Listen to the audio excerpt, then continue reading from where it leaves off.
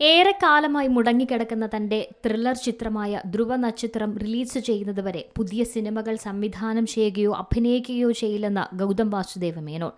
ചിത്രത്തിന്റെ ഉയർന്ന പ്രതീക്ഷകളും റിലീസിലേക്കുള്ള നീണ്ട യാത്രയും കണക്കിലെടുക്കുമ്പോൾ ഈ പ്രസ്താവന തമിഴ് സിനിമാ വ്യവസായത്തിൽ പുതിയൊരു കോളിളക്കം സൃഷ്ടിച്ചിട്ടുണ്ട്.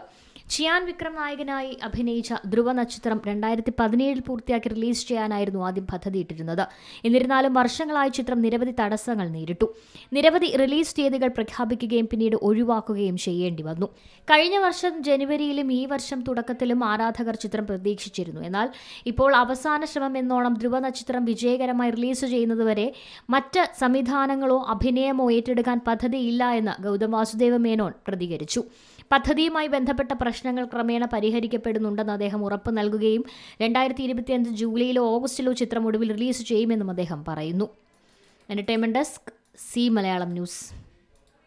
ഏറ്റവും പുതിയ വാർത്തകളും വിശേഷങ്ങളും വിരൽ തുമ്പിലറിയാൻ സി മലയാളം ന്യൂസ് എല്ലാ ഡിജിറ്റൽ പ്ലാറ്റ്ഫോമുകളിലും ലഭ്യം.